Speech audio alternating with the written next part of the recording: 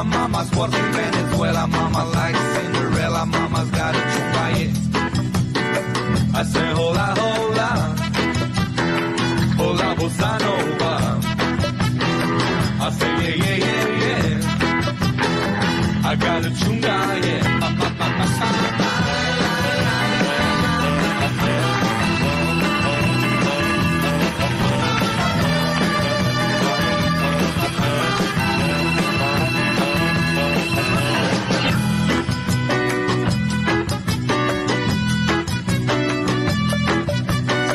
My daddy just marijuana, daddy smokes marijuana, daddy's got a chunga, yeah. My daddy wrote Don Quixote, daddy wrote El Quixote, daddy's got a chunga, yeah. I say no, no, no, no, no more tequila, no. I say yeah, yeah, yeah, yeah. I got a chunga, yeah.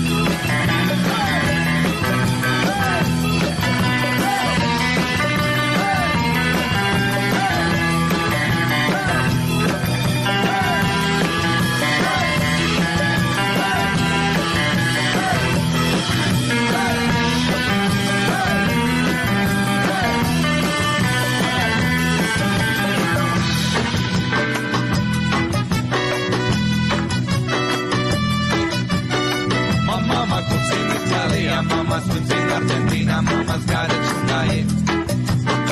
My mama's working Venezuela, mama likes Cinderella, mama's got a chunga, yeah. I say hola, hola.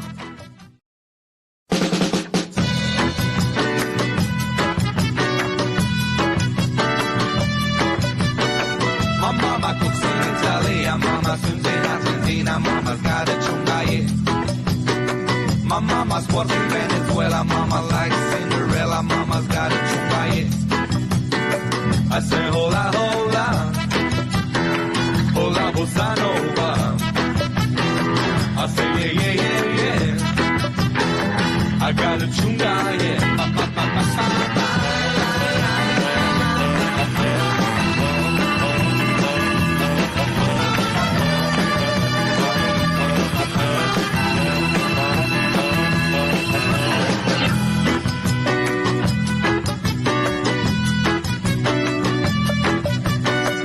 Daddy just marijuana, daddy smokes marijuana, daddy's got a chunga, yeah.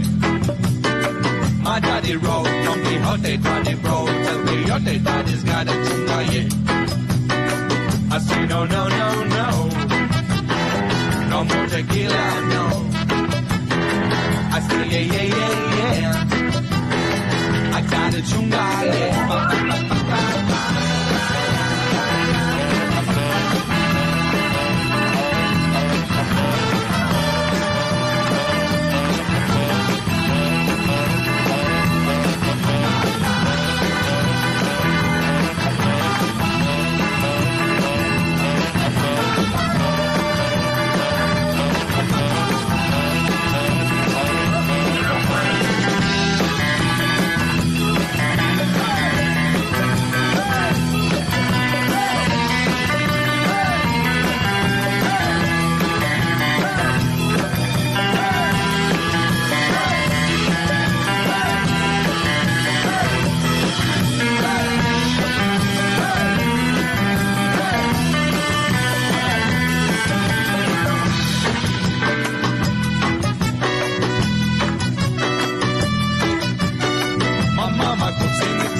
Mama's swims in Argentina, mama's got a chunga, yeah.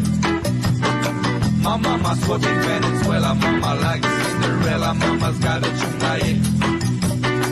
I say hola, hola.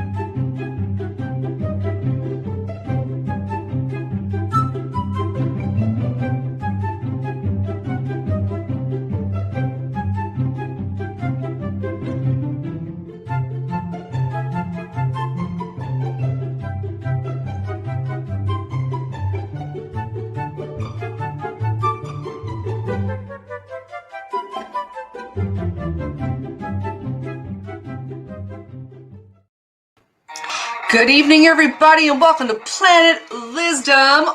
I'm your host, Lizzdom. You're streaming live to you on YouTube and Facebook tonight, and I am so excited to be here with all of you. Here, we explore and celebrate what it is as artists, entertainers, entrepreneurs, and creators to adapt and thrive in this crazy time. And man, is it ever a crazy time, but I am so excited to continue every week to bring this show to you. Something I wanted to celebrate right off the top of the show is that, sometimes really good things can happen at the most unexpected of times. Today I was on my way to go get a celebratory beer for after the show, and I saw a set of shelves that I've been looking for a long time that I just couldn't afford and didn't want to really pay for. And I'm, at the end of the day, I'm a total freegan, and this shelf was waiting for me, but it was so heavy and I wasn't sure I was going to be able to carry it home. So I started lugging this thing home on, my poor shoulders, and all of a sudden this really nice girl saw that I was struggling and came out and lent me her wheelie. So I literally was able to wheel that home 5 blocks really quickly without breaking my back before the show. And now it sits in my room and I can put all my all the things that I've wanted to on it. So Kate, thank you so much. You're my hero. I absolutely appreciate everything you did. And I will always celebrate really great things like that, which is another reason why I love doing Planet Lizzdom, because it celebrates you and all the really wonderful things that you, me, and everybody else around us does. And that's why I want you to tune in, turn on, and take part. This show really is for you. So guys, come on into the comments section. I'm looking for you to participate tonight. So tell me what you want to say. And look, I already have some great people that are showing up. Megan, thank you so much for participating right off the top of the show. You are wonderful. And you know what? You know who else is wonderful? My guest tonight is wonderful. You would know him from the legendary Three Tards. He's also the host of the Punk Projekt on newmusicnation.ca. Guys, I want you to give a very warm welcome to the amazing and the legendary John Tard. Hey, how are you? Oh my gosh, thank you so much for joining us tonight. How are you? I am very happy to be here, Liz. I love you. You know that. And I can't be happier. I was so honored when you said yes, when I, got on my hands and knees and asked you to be on my show. Well, it's when you have a show like this, it's great to get amazing people like myself to make the show awesome. And you know what, John, you are amazing. I love your shirt and I love everything that you're about. And I also love that you came here tonight to share a secret with us. Yes, I did. I have a secret, but I'm going to save it till the end of the show, which is in about 45, an hour, whatever. But I'm going to save it for then because it is a great secret. And I think you're going to really appreciate it more than anyone. Oh man, I am so excited. I was thinking today about how I met you, and I honestly don't remember. I just feel like I've always known you, which is just really hilarious. Well, you and I dated for 3 months back in '94. Oh yeah, when I was doing lots of drugs coming out of high school. Yeah, that's why you don't remember. Right. Well, listen, Liz, I got to say one thing quick. So okay, I got my good friend Kate. You're listening, Kate. I know because I told you and you said you would. Kate's been battling, not to bring a downer, but it's got a good ending. Kate's been battling breast cancer for a year. So she rang the bell, the whole thing, and it came back and all this nightmare. But anyways, today, sadly, Kate had one of her breasts removed, okay, which is terrible, but she's strong.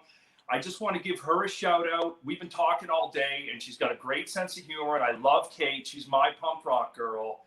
And, I know it's going to be really hard on her because Kate and I talk all the time, and Kate is really big into titty fucking. So really? Now that she's only got one tit, I told her I'm going to titty circle her once she gets healthy. So that's what we're going to do, Kate. We're going to do that. I do need to also say that she's going to get an implant put in, and we both agreed that maybe she should get 2 because 3 tits is where we're going. Like, let's be honest. So, Kate, I love you. I will talk to you right after the show. Kate, I have to agree with John. Going for the Total Recall special, I think is probably going to be, the most punk rock thing you could do right now. That's exactly what she said. Total Recall. Yes, Kate. Yeah. I'm so glad that you can be watching tonight, and I truly hope that you get the tit circle boob extravaganza. I had to say that. I didn't know how I was going to say that, but you know what? We have a great sense of humor, and I'm not going to change that because she's not well. You know what I mean? Like, At the end of the day, if I was sick, God forbid, I know all my friends would do the same for me. So to keep her spirits up, we've been joking and all these things, and it has been ugly. I wouldn't wish what happened to her on my worst enemy. So Kate, I love you. Keep watching the show. We got more great shit to say. Absolutely. And, I'm sure Kate is not the only one who thinks this, but, something that really, struck me and drew me to you when I first met you is your heart. You got a big heart, dude. You're so kind and giving, and, in one moment you can be a total punk brat, and then the next moment you've got all the love in the world to give. And I just absolutely cherish that about you. Well, that's true. I am amazing. And, it's nice. Sometimes I wake up in the morning and I'm like, oh, thank God it's me. You know what I mean? Humility definitely is not one of your, not something I would, I don't even know what I'm saying right now. I'm too busy laughing. By the way, for this special occasion, I am wearing my John Tard underwear. I don't know if you can see that, but I got my face right on where my dick would normally be. Look. Wow, that's amazing. And the shirt, see, it's cool because people make me stuff and they send it to me. So this John Tard Pornhub kind of shirt was made by Van Morden, a girl named Van Morden up in Muskoka. She sent this to me.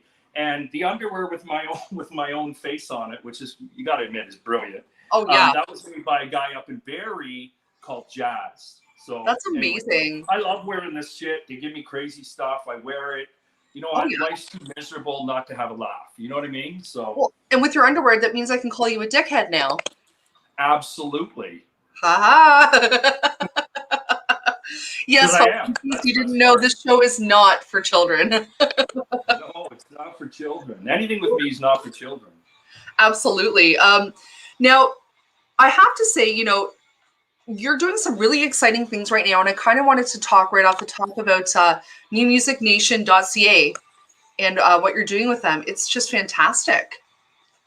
Well, it's Ed the Sock, and I have a long history with him. Like, we go back about 25 years, believe it or not, and I did his show. Remember his show, Ed's Night Party?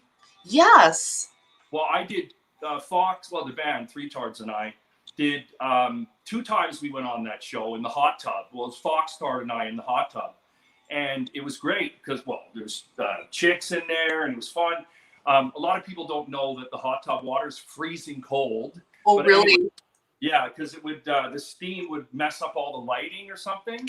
So you don't really know that about that. But so we were on his show a few times, and then we had him come to. We used to come to our shows, and super cool. We loved him, and a couple times we had him introduce us on stage. And I know we did it once at the Horseshoe, which was amazing. But so we got this great history with the guy. He's always been nice to us, so we kept that friendship going. And obviously the demise of Much Music and all that stuff. And he was a huge part of when we were younger. Well, not all of us, but when we were younger, we had the New Music, the City Limits, we had all these cool, vibey Toronto, Canada music shows. We did. Sorry, and well, we had Speaker's Corner. We had like Speaker's Corner. We had the Wedge, City Limits. He was a huge part of all that. Yeah. So he even did. Remember, he did the New Year's Day, the fromage. Yes. Oh, I loved that. And they would rip apart. He would rip apart everybody's videos. Yes. Anyway, so him and I kept in touch, and then he contacted me, or I contacted him, or whatever, and then he said he wanted to do a punk show on his new thing he's doing. And I said, absolutely, I would love to do it. So we've already filmed 2 episodes. The first episode's aired. It was good, like great music and everything. But I can see when I watch it now, I got to change up a few things, which is normal. But because I never hosted a show before. But the second episode's going to be fucking nuts because I don't even want to tell you what we did on it because it's got to be watched. Yeah. But I can just tell you that I have a special guest. Something crazy happens. And we watch a bunch of punk rock videos that includes the Dayglow abortion. So it's just such a real punk show, Oh my gosh, I'm so excited. I was actually just listening to Fetus to Fetus, America the other night with my boyfriend. We would listen to the That's whole my album. favorite And I was album ever. repeating it. That's undeniably my favorite album. So, Oh my god, so as good. a matter of fact, that album, do you know that I bought that album from the record peddler when it was across from Maple Leaf Gardens, and I had to buy it under the counter because Canada had banned it. Really? Yeah, so I had to buy it secretly. And then, because the Dayglow abortions in Canada went to court over censorship.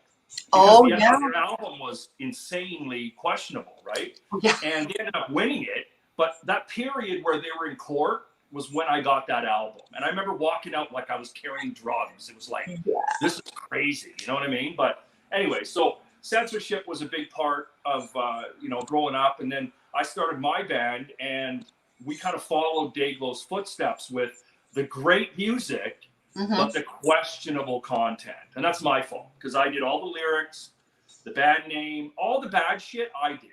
So it kind of did the band a disservice because they were such great musicians that if they had a better singer or normal content, they all would have been famous. So I dragged everybody down in the mud for 22 years. I'm sure you did not hold a gun to their head. I'm sure they were more than happy to, do the same thing with you. You know? Well, they loved it, but looking back on it now, we couldn't get regular radio play. We did sign with Universal, which was huge, right? Universal Records, that was a big deal. Yeah. And we signed with them, and they wanted us to tour all over the world. Unfortunately, for criminal reasons, we couldn't leave the country. The band was locked in, so we couldn't do that. But we did have a show at CBGB's in New York City. We were on the bill to play with a band called Two Man Advantage out of New Jersey. And last minute, our guitarist at the time didn't want to go. Okay. And I will never forgive him for that. Man. Ever. So that was a story for me. And that's something that I think a lot of people forget, that when it comes to bands, you kind of have to have everybody on board to do a lot of these things, because you can't always just interchange musicians. I mean, sometimes you can have someone stand in, but it's not the same magic. Well, we were the three tards, but we always had four members. And then one day we were like, let's throw in a rhythm guitarist and make this even heavier. And then we were five guys in three tards, and we had our roadie. So every time we went on tour, there was six of us. Man, that's wild. I've never seen you guys live, but I would love to someday. I don't think it would ever be the same. No? I don't even think I want to do it. Yeah, that's fair. Because I honestly believe that we were so crazy. Like, we used to tour nude. Like, you can't do that shit today. True. Like, the shit we used to do, touring fucking naked at shows. And one time our bass player Fox got right near the end of the set in New Brunswick. He was nude on stage, and the bar owner came running out, grabbed him, and threw him in the parking lot naked. And then we finished the set, and then we had to go find our bass player, and he was hiding behind a car nude. Like, he would go to prison now for shit like that. Yeah, like, we got away with a lot of shit, man. That's true. That's true. I remember back in the day, I would see, pictures of the Red Hot Chili Peppers with socks over their penises, and I was like, oh, that's so outrageous. That time was different. We were more open. There was more humor. It wasn't. It wasn't so fucking lame. Like, even look at stupid Facebook. Last year I spent 6 months of 12 months in Facebook jail, and not for bad shit. Just like skating on thin ice kind of stuff. No nudity, no violence, no. Like, one time I got 3 months in a row for one picture, and it was a guy wrestling another guy, fully dressed, wrestling. And it looked like he had a boner, but whatever. But it was under clothes. They gave me 3 months for that. That's ridiculous. I'm going to find something new, fuckbook or something. Yeah, Facebook has become a little bit, they're just like, they get too easily offended by the wrong things. And you'll see some of the most outrageous things still up, and people are not going to Facebook jail when they really ought to be. Well, we're getting smarter too. Like we're saying swear words creatively, like fuck is F-U-K, or like we're trying all these things to escape these, whatever the fuck they are, algorithms or whatever. And one funny thing is, doing that and posting pictures and stuff that are already been banned. They just grab it, and it's just so sketchy. Like when it first started, it was really fun because we were just coming out of the MySpace awesomeness. Yep. And then we came into the Facebook one, and I was like, Fox said to me, "You got to get on there, man. You got to get on there." And when I went on, it was fucking. We can do anything. Yeah. Now, obviously, certain things you can have, right? We all get that. But like, here's the thing. So my friend Adrian, who's black, I said to him one time in a post, he was talking about dancing white guys. And I said, I hate black people because they dance so well. Now, that's Adrian and I fucking shooting the shit. We're joking. Yeah. Boom. I got 30 days for that. But I understand, because if it's not a human being looking at this shit, it's some sort of fucking program, they would get the I hate black people and boom, I'm gone. True. I get that. But still, it's just so, like, they don't take it into account that we're fucking around. And, you know, I hate that part of it. Like, sometimes I see this great thing and I'll send it to, like, you know, Nina? Nina's like the queen of, she checks all my shit for me. So I'll send it to Nina and I'll go, should I post this? And she'll, because she goes to Facebook jail all the fucking time too. I don't even know why I'm asking her. She's terrible. But I'll send it to her and then she'll go, I don't think so, man. That's kind of like an Instagram one. And I'm like, okay, thank you. Because I don't even know. My brain doesn't even know that it's wrong. Like, it's just funny to me. Well, yeah, it's like Facebook has started to become the thought police from 1984. You know, just not as intelligent. Like, I love it because I built up all these friends. Like, I got 5,000 friends on Facebook, right? So I built up all these friends over the years, and there's so many people that, you know, went to shows. I went to their shows. Like, we kind of grew up together because, like, I joined it in 2007. That's 14 years ago. And, like, I've seen all these all ages kids grow up into adults, and they're all married, and they're all, and every once in a while they'll message me and go, holy fuck, man, I can't believe how crazy it was back then. And I'm so glad that not just me, but I'm so glad that I was able to enjoy those years of, like, unlimited shows and all ages venues. And right now you don't even have one in Toronto. Kids cannot play in the city. And this is what Ed the Sock is doing. Okay. And this is why I jumped on board with him, because he wants to bring back the youth. Because right now we're going to lose an entire generation of punk rock. Not just punk rock, everything. Nobody's got anywhere to play. Like, I know it's COVID, whatever. But even before COVID, the liability issues, the venues don't want kids playing. And you know what? Every fucking band starts with kids. The good ones, anyways. Well, we start later. That says a lot. But what I'm saying is the kids need a place to play. Like, I remember, because we used to always be playing, like, the Cathedral, the Big Bop, the Bovine for 19 plus, whatever, the 360, all the fucking Toronto venues. Oh, yeah. Most of them aren't even around anymore. Yeah. And, like, the Cathedral Big Bop building was, and I got the stage on my wall, so that's how much I love it. But I played there 50 times, and when they were knocking that place down, I had the guys take the stage out of it and put it on my fucking wall. It's oh my God. I got the whole front center stage. It's about 12 feet long and about 8 feet tall. That's amazing. My drummer, he came over because he's a carpenter, and he took giant chains to hang this thing. Yeah. You had to get him into the concrete. Like, you can't just drywall hang a 700-pound thing. You know what I mean? Yeah. We had to get right into the concrete, and then it's hanging. And it's so funny because I had to put a protective thing behind it, because under the front, the lip of the front of the stage is all bubble gum from one end to the other. Yes. There's 5,000 bubble gums on this thing. Oh, yeah. Nicole, the germs. Oh, I know. Oh. I know. Well, hey, listen. Tyler from the Antics pissed on it in front of me. Like, this was on stage. Yeah. I've seen more shit on this stage. Glenn from Dirty Bird used to stick the mic up the crack of his ass and then make some, it was just gross shit has happened on that stage. So, I'm sure. My DNA's on there. Fuck, I don't even know what happened on that stage. But the sad part is sometimes I look at it and I'm like, and I think about all the people that I know that have died that played on it. And the list is fucking like 20 people, man, that have died that have played on that already. Yeah, I And could it's believe sad. it. Like, you know, you got the guy Glenn from Dirty Bird is one, and then you got a whole list of people, you know? It's sad, but I keep it, I love it, and that's one of the centerpieces of my place. That's beautiful. I would love to see a photo of that. Yeah, I'll send it to you after the show. That would be so cool. You know, I loved that venue. I loved Classic Studios. I remember going there when I was 17 years old to see. I don't remember the names of the bands because I would be, you know, drunk underage from drinking cold tea.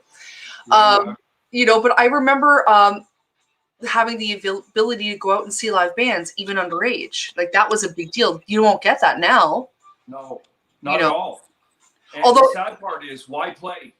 Yeah, absolutely. Like, the whole point of playing a basement or a fucking garage, that's one thing, but the kids want to play the Toronto venues. Yeah. Like they're all coming from everywhere. Oshawa, we used to get crowds from Oshawa and in the Newmarket, and like they had good punk scenes, and they used to come to Toronto.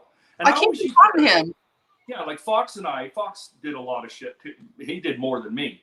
And we used to purposely put our set list together to have young bands start the show because we know adults don't come early. So we always have 2 or 3 of the fucking, you know, 18, 19, 20, whatever they were. They used to play shows, some as young as 16. Some used to have their parents come. So check this out. This is crazy. I just remembered it right now. Yeah. So one time we played a show with DOA at Big Bob. And Dominic, the owner of the Big Bob, was getting calls all day, every day from parents that heard their kids were going.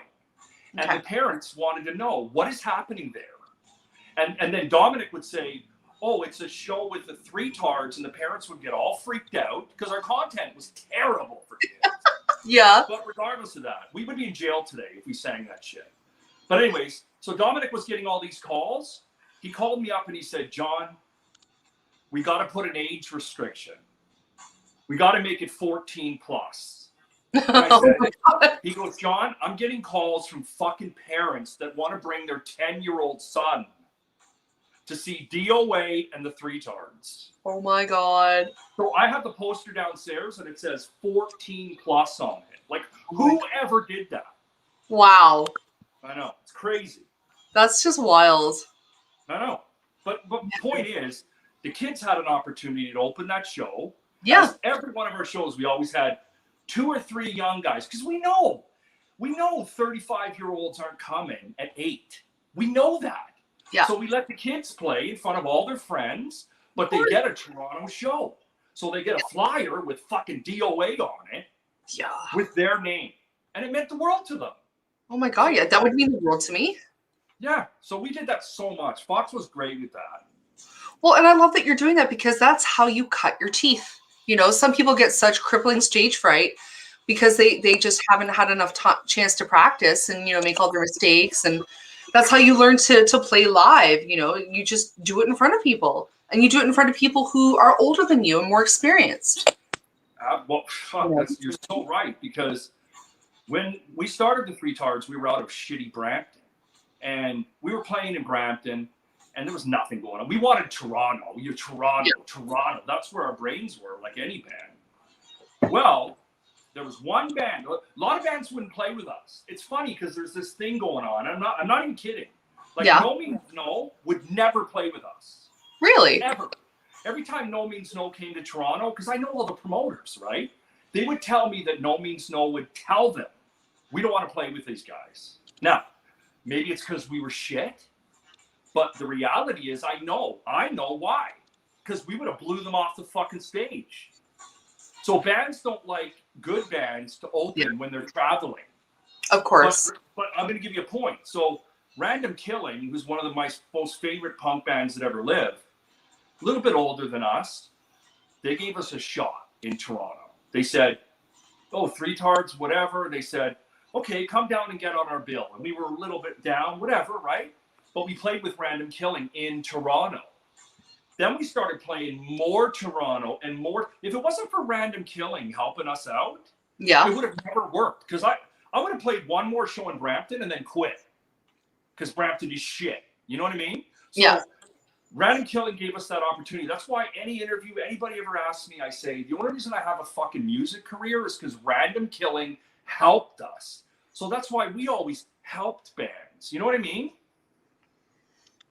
Well, and that's that, you know, I have this firm belief that we all rise together. So if we help each other, we're all going to grow and we're all going to succeed because we're all helping each other up.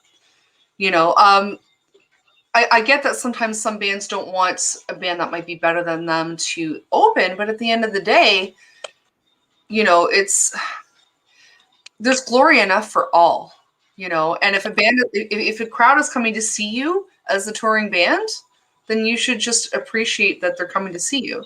And maybe they will enjoy the opening band more, who knows? But, you know, be secure enough in what you do. You're right, but and believe me, I'm not saying we're better than No Means No. But what I am saying is we had Toronto in our back pocket. Yeah. So if No Means No played with us, well, No Means No would sell out anyways. But if No Means No played with us, fuck, our fans would have bought tickets like crazy. Right. Now, it wouldn't affect them because they're getting a guarantee. But they did not want a crowd of three-tards. Like, for an example, one time we were playing with the Misfits with Marky Ramone on drums. And we were dressed like the Village People. And what's his name? The singer of the big guy. Oh, the bass player. Yes. I'm forgetting right now too. How do I not remember him? Anyways, come on, guys, help us out. Anyways, I'll remember. But anyway, so we were backstage, and he goes, "You guys aren't," because sold out show. He goes, "You guys aren't going out like that, are you?" And we go, "Yeah." And he goes, "You're gonna get fucking killed because the Misfits crowd is all dark and dreary and miserable, and they're crying and fucking. You know what I mean? Like, there's a lot of dark going on there." Oh yeah. So all the Misfits fans he thought would kill us. So we came out to the song YMCA. So they had YMCA Crank, and we came out on stage, and the whole we did this. We did 4 shows with them on that tour. We did Village People every night. And he used Jerry Only, so that's who it is. Yeah. So he used to laugh so fucking hard because he always thought we were going to get torn into little pieces by the people. But what happened was we would come out, especially in London, we would come out and the place would go quiet because it was at London show, it was like about 1,200 people for the Misfits, obviously. Yeah. And we'd come out and it would just be like, what the fuck? Everyone was like, you know, we want to be miserable. You know what I mean? And they see the Village People on there and they're like, what? And then about half a song in, insanity. But it always took us about 30 seconds for them to chill out. Yep. And then we win them over, right? But, you know, but the point is, they always gave us an opportunity because they were sold out because they're the Misfits. Mm-hmm. But Jerry Only was cool. You see, that's the difference. He was like, we're getting our guarantee anyway, so who the fuck cares who opens? Yeah. That's a cool guy. Whereas some other bands, they won't do that. Like I saw a documentary once about the Ramones, and somebody said nobody ever wanted to play with the Ramones because the Ramones automatically stole the show. Every time. Like, remember when AC/DC blew fucking Rolling Stones off the stage of Sarstock? I do. That's what happens. Or like when Nine Inch Nails blew Soundgarden out of the water. Yeah, like, and I've had it too. Like, I've had bands open, and I'd be like, backstage, I'd be like, holy fuck, man, these guys are fucking good. And I'm like, and it would motivate me to fucking go insane because you know, as the show progresses, you want it to get better, right? You don't want it to get worse. So I'm in there and I'm going, holy fuck, what am I gonna fucking do? And then I come out and I do a fucking 12-foot dive off the speakers. You know what I mean? Yeah. But that's what I can't do today. And that's what I'm telling you that I don't think if we played today, I think it would be a sad presentation. That's what I believe. I'd rather just leave it where it is. And you know, there's something very, for lack of a better term, romantic about leaving these moments to the stuff of legends. You know, I always talk about how when I was growing up and I would party, that I was really glad that there were no cell phones with with cameras. to videotape any of my nonsense, because it is all highly romanticized, and you can't prove any of the nonsense that I did. But on some level, there's part of me that's sad that I couldn't record it. Well, here's a quick story about that.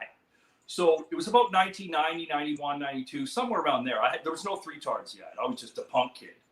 I went to the Opera House here in Toronto, actually 2 blocks from where I live. And I went to the Opera House to see a band called Razor, Morbid Dogs, Sudden Impact, a bunch of metal bands. And I went to see them, and then I looked up to the front. The Opera House is laid up because they were doing sound check, and I was hanging out with Razor.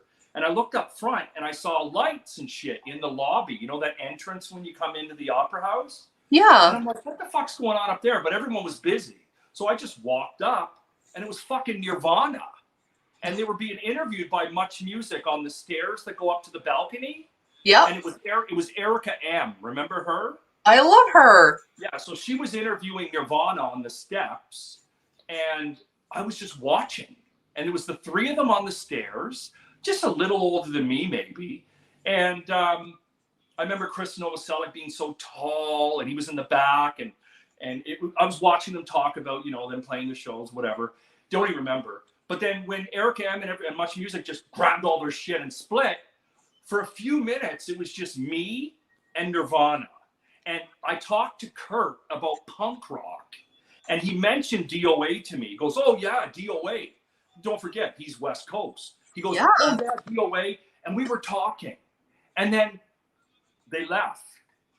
And looking back on that now, everybody would have been taking photos and fucking Facebook cover photos and profiles. I didn't even have a fucking cell phone then. But also, I didn't know I'd bump into Nirvana. But I had no camera. But looking back on it, I tell people the story, and some people are like, you're full of shit. But I'm telling you, I did it. But that's to your point about not photographing everything. You have no history of what you did. Well, and it is such a double-edged sword, though. How much of that moment would you have enjoyed if you had your phone with you and you were busy taking photos? You were just right there, soaking up every second and just being present. Well, that's the thing, and that's what the older school people say. They say, hey, man, I lived in the moment. I didn't give a fuck about capturing it. Yeah. Like, I know one person in particular that has partied, I can't mention their name, but has partied with every celebrity and every band that ever lived that mattered. Not one picture. Yeah. Because they were experiencing it. They just want to enjoy it. Yeah. Hey, and picture with me, you know what I mean? Like, listen, it's nice to do that, and I do that. But I mean, back then it was a different world. It's true. And I think sometimes, the photograph is kind of viewed as the new autograph. Mm-hmm. In some sense, like, not only are you documenting that I was here, it's like I was here and I met this person. Yeah. Well, yeah, like I said, I'm guilty of that too. But I mean, because you know what? We don't believe anybody anymore. Yeah. Like back then, you'd say, hey, man, I just saw Nirvana. They'd be like, fucking, that's awesome. But now it's like, hey, man, I just bumped into fucking Barack Obama. And everyone's like, fuck off. You got a picture? No, you're lying. That's it. Exactly. And I think, it's funny that, we need that sort of visual proof to believe someone. But I guess it comes to also the source, who's the person that's telling you? Do they tell a lot of tall stories, or, is it the truth? Well, that's like sending a dick pic, right? So when I send a dick pic, I always include my face so they know it's my dick. You know what I mean? Of course, John, that's why you deserve to wear that shirt. Guys, I got to pay some bills here for a second. We'll be back after these messages. Hey everyone, Planet Lizzdom now has a Patreon. Your help will allow Liz to make the show even bigger, cover costs, and help bring on celebrity guests. Go to patreon.com/Planet Lizzdom and pledge now. Ooh, that felt like a real TV show after these messages. That was good.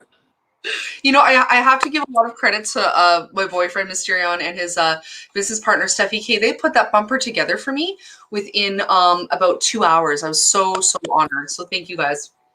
Yeah, Chris knows how to do that stuff. He's good with that. He I love you, Chris. He's actually, you know what? He and Steffi were actually doing a live show tonight. Oh yeah! Oh my God, the Lee's Palace one.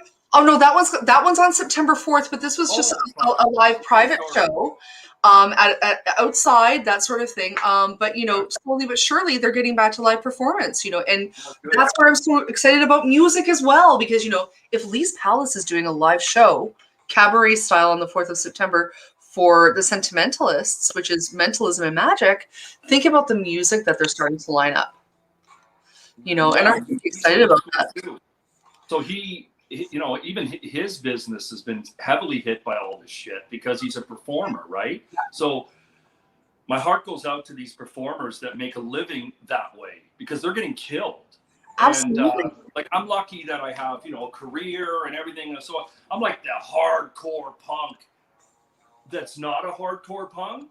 Like, I kind of got my shit together, which I'm very grateful of. But my point is, some people have only their entertainment, and they got to sell that. Like, touring bands haven't done shit in 2 years. Like, somebody's got to put food on the table. And I know that we have, things in Ontario to help, but there's countries out there that have nothing.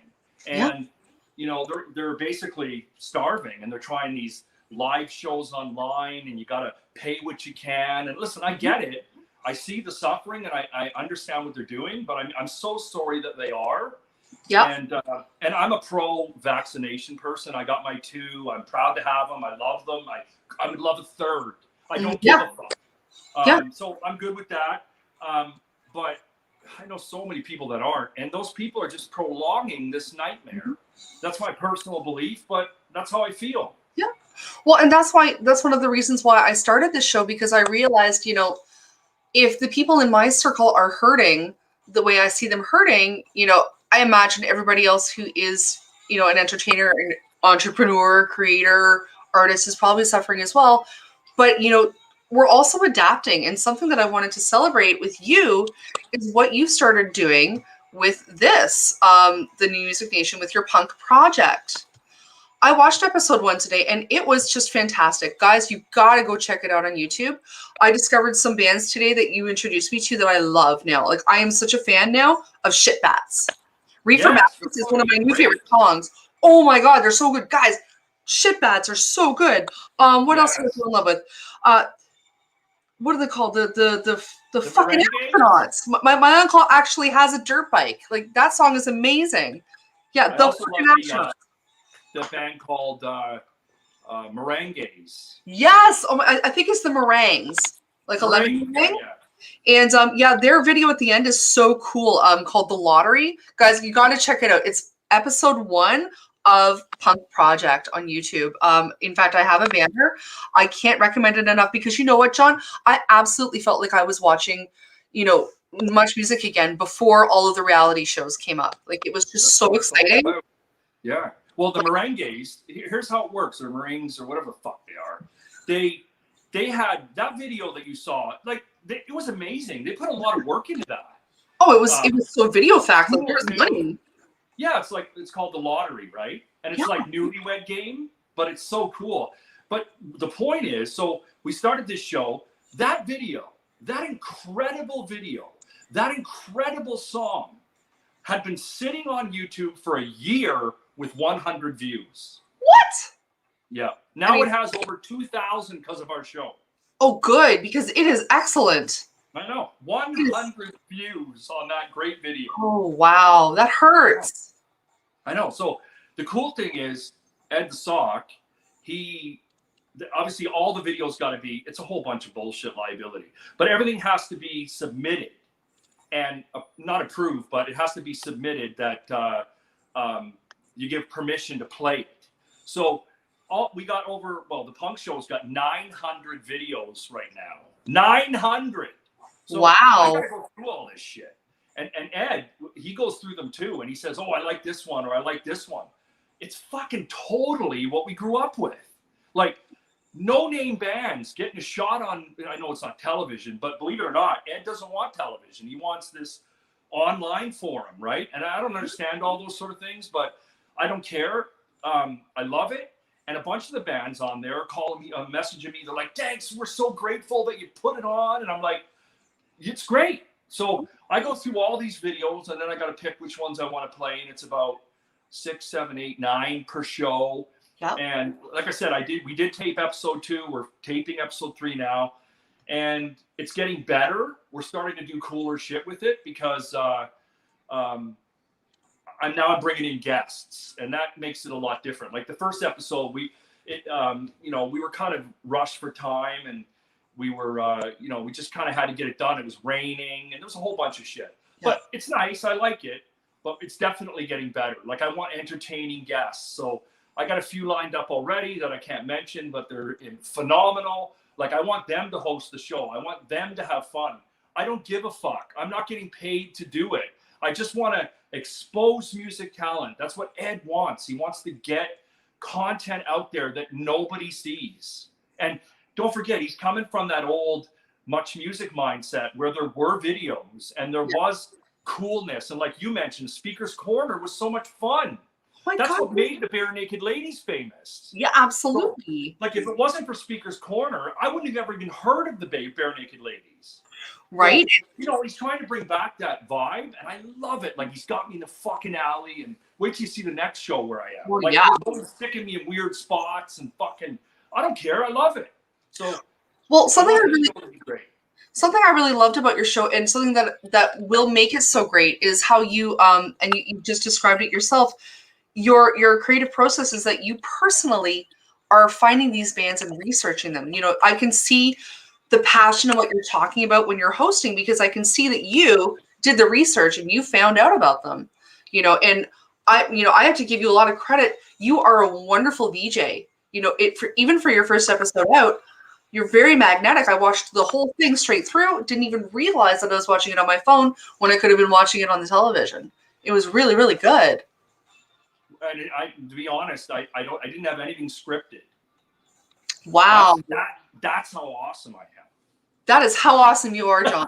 No, but that's what Ed wants. He wants that, hey, we're in the fucking shadow, hey, we're in the alley, or hey, like that's what Much Music used to have. Oh, I missed that. Like Al Runt paintings, you know what I mean? Like this is a part of Toronto history, punk rock history. And, my fucking phone just fell. Holy fuck, I gotta do this again now, look. Well, it's not live unless the camera falls or something happens. Fucking hell. I think we're good. We're good. I thought the cats were going to come and jump on me, but they're both sleeping. So I thought that's what was going to happen. Mark, so cute. Okay. You know what the problem is? I got this big fucking phone. Yeah. And I got this tripod that holds little phones. So I got to stretch this fucking thing beyond its work. And hopefully it stays. But anyways, yeah. So I'm surprised I haven't been attacked by the cats yet. Marky's looking at me. He might attack me, but usually they like to knock over the tripod. So of course. I do Zoom calls all the time. And they fuck with me all the time. It's like they go right up to the camera and they're like, actually, funny story about Mark. Oh, Dee. Fuck me. Actually, this is perfect that this is happening to me. Yeah. I'm good. Don't worry. This is absolutely as it should be. Actually, you know what? Typically my cat Jack is, somewhere in the vicinity, but today he's not yet, which is just so funny. Something I really do love about the ability to live stream now is that we can recover so quickly with the technology. You know what I mean? Like, okay, your phone's messing around. Can you hear me okay? Yeah, so far so good. Can you hear me? Hello? Hello. Okay. Let's see. We are standing by for tardification. What's going on here? I don't know. Did you lose your audio? Let's see. Well, I think so far it's good. Fuck, I don't know what the fuck happened. Fuck. That's okay. Can you hear me? Can you hear me? I can hear you perfectly. Yep. Let's see. Why is there no sound? Fuck me. Okay, let's look. Liz, I don't know what to tell you, man. Well, sometimes, if that happens, I recommend jumping out of the feed and coming back in, like a reset. So, because sometimes I know I can't change it from here. And it makes sense. I can hear you now. Hold on. All I right, don't know what happened here. You got me? I got ya. Okay, good. I can't see you now, but that's okay. I Oh, see dear. you all the time. Okay. Okay, so I'm back. Welcome back. Sorry. Fuck, I'm sorry. I didn't know that was going to happen. It's never happened before, but whatever. Oh, that's all right. We go Okay, with. so We go with I don't know what we were talking about. I'm sorry, but you had a story to tell me, but maybe why don't we talk about the secret that you want to share? oh, Because the secret. I'm dying to hear about it. What's going on? Well, so is this show almost over? Yep, we're at 8:48, so we've got about 12 minutes left. Actually. Wow, This I show's know. been so great. Anyways, okay, my secret. So yeah, I told a bunch of people I'm going to share a secret today. Liz, this is important. You're sitting down. Okay. So, Liz, I am madly in love with your sister, Monica. Oh yeah. Yes. Okay. Now, I know she has a husband. Yeah. But you need to do what you got to do to talk to him about leaving. Okay. So give her a call and tell Monica that, or maybe I'll take him fishing or some shit, and then I'll come back without him or something. Because every time I see her post anything, she fucking kills me. Yeah. She has one of the greatest sense of humors in Toronto. And every time I see her post, I'm like, oh, Monica. And I'm like, you know what? She's married. And I'm like, well, how big is this guy? What can I do with this guy? Take him fishing, take him up to CN Tower. I don't know. But I need you to do what you got to do to try and figure this out for me. Come on, you know her. She's your sister. Perhaps we should just stick with New Music Nation and Ed the Sock. I think you might have a lot more luck with one hand. I will. Anyways, I'm only fucking around, but I do love Oh, her I know. sister, but to be honest, when I said I had a secret, I didn't really have one, so I just made that one up. Oh, come on. I'm not even kidding. I'm sure I got secrets, but I really got to think about that because most of my shit is out there. That's true. That's very true. For some reason, I had people it in my mind that you were going to announce something to do with Punk Projekt or something crazy like that. Well, I can give you. See, I don't want to give you an exclusive on some of that because people are waiting. But what I will tell you is, okay, I'll tell you this. Okay. So the second episode, which is going to air any minute, it might even be tomorrow. The second episode, I am getting a tattoo. Ooh. Yes. Okay. So That's the exciting. second episode, I am getting a tattoo. Okay. So I'll leave it at that. We'll leave it at that. And people can go to YouTube to watch Punk Projekt or newmusicnation.ca. Which is the best place to go? newmusicnation.ca has it, and obviously it'll be on. I'll be putting it everywhere, but it'll be on YouTube as well. The newmusicnation.ca is cool because if you sign up for it, I don't really know all the technical stuff, but if you sign up for it, you get updates when shows are airing and this sort of stuff. But what I can tell you is the Punk Projekt and that is so amazing right now for me because I really enjoy it. And it's kind of like I'm kind of back in the game in a little way. Like, I know I told you that I didn't want to perform live anymore, but it's nice to talk to the punk bands and talk to the, like even the Dayglow Abortions are like, my second favorite band of all time after SNFU.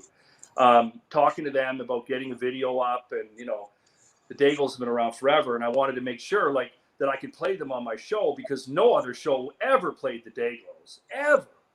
And I had to do it because that's what had to be done. So this next episode, we got a Dayglow Abortions video, which is going to be great.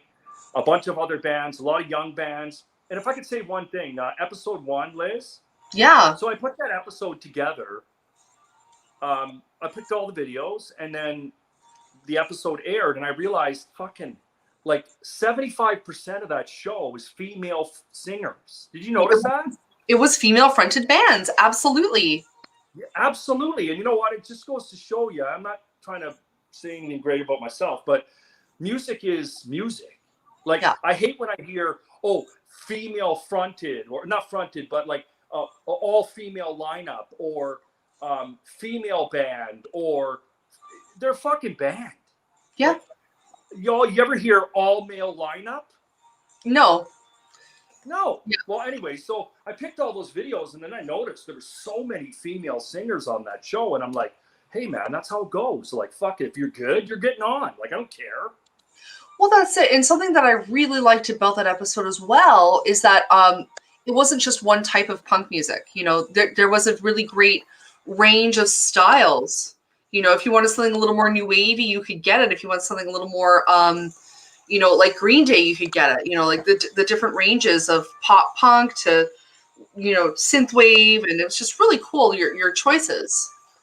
Well, it's funny you say that. You know, you should get your own punk project, because you're doing a great job. Because thanks. when I put the show together, I do it exactly like that. I figure out, because I want to try and give a taste of everything I can. Like, I want really, really hardcore punk, but I'm not doing the whole show like that. I also want some punk that might be a little different, right? Like, I want to mix it up, because like, I don't want to be labeled as the punk band, the punk show or whatever, that only plays like Blink 182 type of punk. You know what I mean?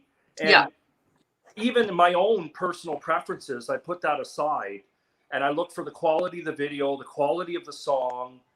You know, I look for certain things, and like some of the videos already that I picked are amazing. It's just not really my thing, but there's a lot of people that love it. So it's going on, and there's nothing bad about it. There's still great bands. It's just personal preference. And the good news is I don't put that into it. I just try and wash myself and say, okay, what is good here? Let's make a great show. And I know the third episode is going to be even fucking better, because I'm learning as I go. Like I said, even watching the first episode, I can see things I can do differently. And one thing Ed likes about me is my spontaneity, and like the fact that it's not scripted and I'm just kind of rambling, or I'll talk about shit, whatever. That's his mentality when it comes to shows from those back in the day. That's the way they used to be. They'd walk up, hi, we're Much Music, and da-da-da-da-da-da, and da-da-da, and then leave. But there was no script, you know, nothing was written down. And that's what I want to do. And I haven't heard anything negative, so... No, I haven't got one negative review yet, so that's good. That's good. Yeah, you know, not that I have a problem with negative reviews, but I'm just saying I haven't had one. Like, sometimes I love negative reviews. Well, you need a little bit to kind of, you know, keep it balanced. But something I really liked was when you were doing, I think it was an intro to something, and you had all this energy, and it was doing, you know, smooth, and all of a sudden you tripped over the last word, and you're like, ah. Blah, blah, blah. And then you ran away. And I thought it was the funniest thing, because it was just so honest. It wasn't scripted. It wasn't manicured, but it was just so pure. Like, it was just great. I don't remember what you said. I just remember I laughed, and I was like, yes, I like that. Well, the funny thing is, I said that, because he was there with me that day. I said, do you want to retake? And he goes, no, it's perfect. Yeah. I'm like, really? He goes, yeah, fuck it. Like, he that's punk. I love his vibe. Perfect. Yeah, he's like, who cares? He goes, you know, you did what you got to do, and now that's funny. People will like that. Well, that's it. You know. Well, I think we've had too much perfection rammed down our throats. You know, it becomes really boring at some point, and you know, we're wise to it. We need to see that spontaneity. We need to see that organic nature of conversation, which is something I love about this show, because it's also not scripted. You know, but that's where the nuggets of really wicked shit comes out. You know, I don't know. I forgot what I was trying to say. No. I hear what you're saying, because, you know, with my job, is part of it is reading people. So I can always read through people if they're full of shit, or if they're, honest and I just think that's kind of the way that I was raised. Just not, I like humor. There's always a ton of humor in my life, but I mean, I don't want to upset people. I don't want anybody to get mad, or we got enough of that shit right now. And I'm just trying to put a smile on people's faces, and and it does, because I've had a lot of fucking people reach out to me over the years and tell me, listen, man, I'm having a hard time. I got laid off, but you're fucking making me laugh every day. Or, I'm not feeling well, like Kate, or like, there's so many little things. And you know what, if I can do something stupid, and usually I'm the idiot in everything I do. So it's like, I'm always making myself look stupid at my own expense to make people laugh. I was a class clown in schools. Every report card I ever got, it said easily distracts others. You know what I mean? Like, I like to fuck around. And I find that people like it too. When they see it, they enjoy it. And the problem is there's so much misery right now, and everybody's so negative this and fighting with this and arguing with this, and social media is such a cesspool of opinions. And then you got me.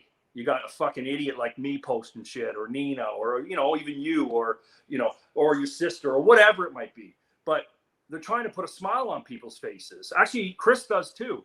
And I get it, because we remember what it was like to have a good time. And we're so beaten down right now.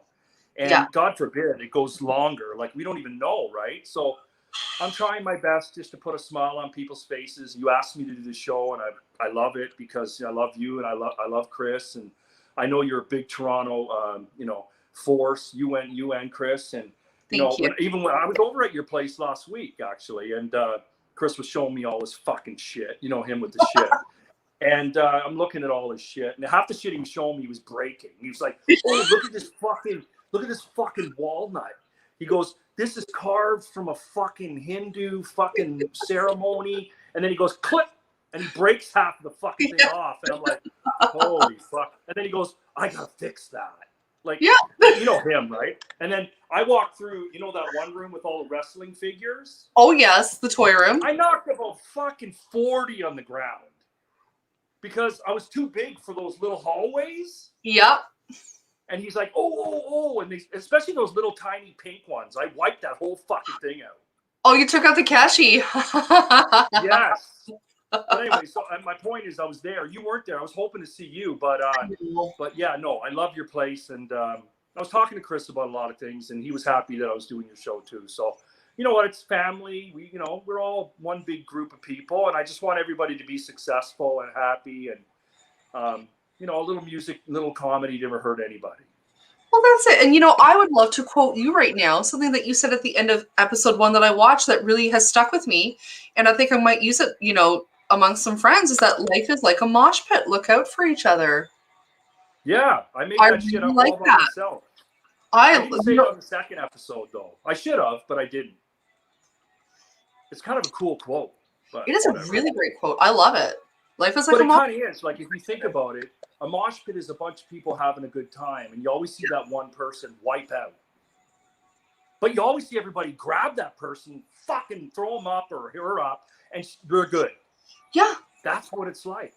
When somebody's down, you fucking help them up. It's that simple. Absolutely. Like, I think about my buddy, Anthony Schofield, the painter. Yeah. The guy spends every single day of his life working with people that are less fortunate in Toronto. And I'm just so lucky a tiny bit to be, with him sometimes. You know what I mean? Yeah. But the guy does so much for this city. And there's so much just, that's a whole different show. But what I'm saying is, he likes humor too. So he gets really down sometimes, and then him and I'll joke around, and he feels better, right? Or he'll say shit to me, and I'm like, yeah, I feel better. I get down too. As a matter of fact, you can tell when I'm really down, if I am, because I post a lot. Mm-hmm. It's weird. When I start posting a lot of shit, that means I'm miserable. Interesting. So I think that might be because you want some human connection, and I'm going to look for that mug in our house after this show. Sorry, comment. Apparently, I never say your name right. Oh my gosh. Yeah, I'm not even going to try right now. My brain is not working. You're such a sweetheart. It's driving me crazy, but You left your novelty Native American mug at our house. Rhonda, thank you. And I'm going to look for that because, you know, we have so many things in here. I bet you I've looked at it every day and didn't even realize that it was yours. So, and Rhonda, you're a sweetheart. Thank you for your patience. My last name is Giselle and no one ever says it right. So out of respect for anybody else who has a name that I'm not able to pronounce, I always ask for help with that. Oh, Chris says, Chris gave it to me. It's a sexy one. Oh, okay. I got to find this mug now. Now, someone was asking about a ghost at your house. Is there a ghost at your house? Oh yeah, last week I got ghost fucked. What? I woke, yeah, in the middle of the night. I was dreaming, and then I woke up and a ghost was fucking me. Okay, well, you. No, hey, no, I'm only kidding. I just put that up online. No ghost fucked me, but I did make a video where I was like, "There's something I gotta say. I don't know how I'm gonna say it. It's so bad." And then I'm like, "Ugh, a ghost fucked me," and everybody was fucking like, "What are you talking about?" Oh my gosh. I see. That's one of the posts that I was worried Facebook would give me shit for. Right? But it's funny, right? So I had to like skate around that. Oh man. Oh, Facebook. It's weird what they go for and what they don't, you know. Hey John, I want to do a contest. You want to do a contest with me? Sure. Yeah, I want to make sure that everybody's been paying attention to this show. So, guys, I love contests. I forgot to put music with that. But the first person who can give me the right answer is going to get a copy of Crap Nation. And it's going to be an old random one. You won't know what you're going to get, but they're all amazing. This is the zine that me, Tina 6, and Gen 12 put together. And I think it's high time I sent one out to you guys to read in the bathroom, where you should. So I want to see if you guys have been paying attention. What show is John VJing on New Music Nation? The first person to tell me is going to get that mailed to them. Let's see if everybody's... I bet it's Megan. Here. I bet you Megan wins. You think Megan's going to win? Yeah. Let's see. Oh, my God. Kenton. He beat Megan. Oh, my God. I thought for sure Megan would win. By the way, hi, Megan. I love you. All right, Kenton. I'm going to send you some more Crap Nation love. I love you too, Kenton. Contest winner. I just wrote contest wiener. That's great. Okay, I'm going to write wiener on your I love contest wiener.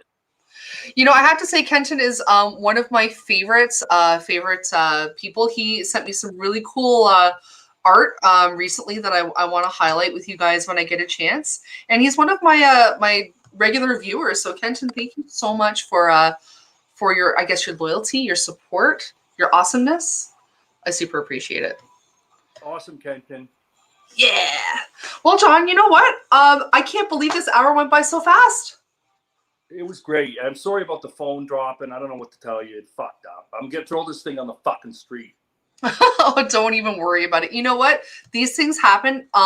Strangely enough, that's one of the things I love about going live to air. You just never know what's going to happen, and it's totally fine. That's true. Look, but, you know, I want to thank you for having me on. I love your show. I love you. And, you know, I just want everybody to be happy. And hopefully a lot of people watch this and have fun with it. And, you know, but thank you for having me on. I appreciate it. Oh, my absolute pleasure, John. Thank you so much. I look forward to watching, you know, your next episode. I'm your newest, biggest fan. I'm going to keep an eye out for all the new bands that you're showing me, and I can't wait to watch the next episode of Punk Projekt. Thank you, and I feel the same about you, so it's perfect. So thank you, everybody. Have a great night, and we'll talk soon. Thanks, John. We'll see you soon. Oh, woohoo! On that note, everybody, thank you so much for watching tonight. I do want to thank John Tard so much for being my amazing guest and for joining us tonight. I can't say enough good things about what he is doing with Punk Projekt and newmusicnation.ca. Go check it out. You can see it on their website or on YouTube. I highly recommend it. You can also actually catch archived episodes of Planet Lizzdom now on the Carney Show on Twitch. And actually, it's just moved to New York City, or so it's actually at 9 p.m. on Wednesdays, where you can see archived episodes of Planet Lizzdom followed by The Devil's Hour. Jeff Peterson is doing some really, really amazing things on that channel, and I highly recommend you check it out. As well, if you do, or if you're enjoying the content that I'm making, please hop on over to patreon.com/Planet Lizzdom to, make a pledge, or even a paypal.me/Lizzdom for a little bit of love. Because, truly with your help, we can actually take the show to the next level. And I want to make this the best show for you guys. Absolutely. It's my heart. It's my reason for being right now. And, if you have any suggestions or tips and tricks for guests to have on Planet Lizzdom, please feel free to reach me by messenger. And, keep in mind that this show is for you. So don't hold back. If there's somebody you want me to interview, let me know. I will definitely find a way to get a hold of them, because I am not too proud to ask. That being said, guys, stay tuned this summer for more amazing guests. I don't want to give away anything, but just stay tuned every week, because I do have some really, really great and interesting people lined up. I know John Tard's a hard act to follow, but definitely stay tuned. As always, guys, I do wish you well, and I encourage you to tune in, turn on, and take part, because you know what? You never truly know who is going to land right here on Planet Lizzdom. So, guys, have a great weekend. Stay safe, stay hydrated, and know that I love you with all my heart, and I'll see you guys next week. Bye, guys.